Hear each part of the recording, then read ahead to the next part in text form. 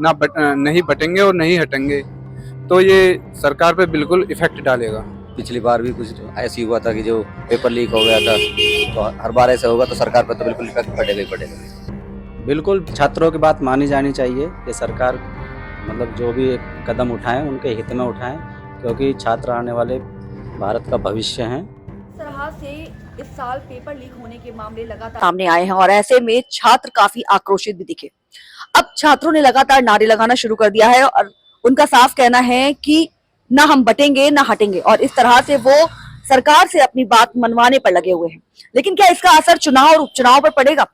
क्या चुनाव में इसका असर देखा जा सकता है? क्या छात्रों के इस तरह के नारे से सरकार झुकेगी? क्या छात्रों की बात मानेगी? ये जानने के लिए आज हम जनता के बीच मौजूद हैं। तो क्या लगता है सर आपको कि जिस तरह से छात्र नारेबाजी पे उतर आए हैं, क्या वो सरकार से अपनी बात मनवा लेंगे? देखो, सबसे पहले तो छात्र देश का भविष्य है, और जो भी छात्र है वो 18 प्लस ही है, यानी कि वोटिंग बैंक भी एक तरह से है, तो सीधा सीधा असर तो पड़ेगा ही पड़ेगा असर। दूसरा, इस तरह का जब नारा दिया है नहीं बटेंगे और नहीं हटेंगे, तो ये सरकार पे बिल्कुल इफेक्ट डालेगा। आपको क्या लगता है? हाँ जी, कतई भैया मनवाएंगे, छात्र मनवाएंगे, बात है अपनी है, मानेगी सरकार। ये दबाव है वोटिंग। आप क्या कहेंगे? ये कोई पहली बार तो है नहीं, पिछली बार भी कुछ ऐसी हुआ था कि जो पेपर लीक हो गया था, तो हर बार ऐसा होगा तो सरकार पर तो बिल्कुल इफेक्ट पड़ेगा ही पड़ेगा।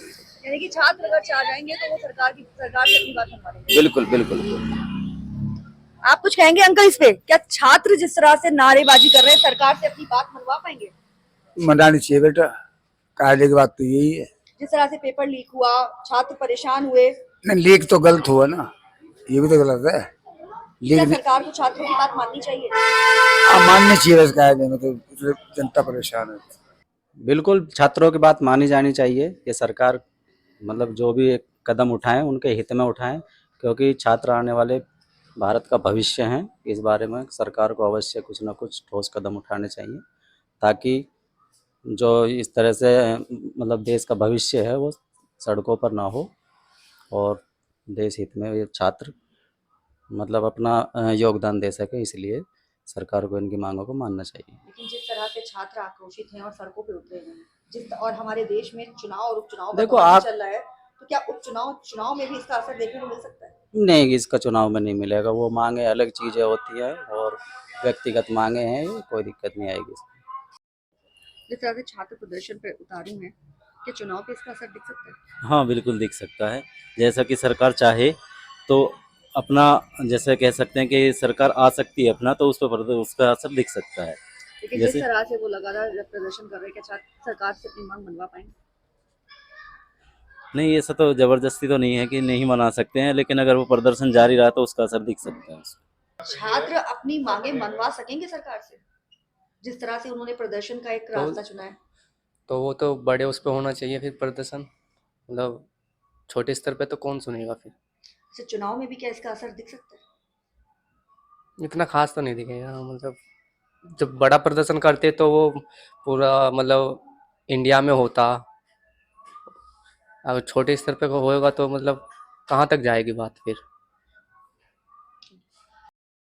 तो जिस तरह से छात्रों के नारे लगातार जारी हैं और छात्रों के प्रदर्शन लगातार जारी हैं, उनका कहना है कि ना हम बटेंगे ना हटेंगे, और इस नारे के साथ तो वो सरकार को झुकाने में लगे हैं।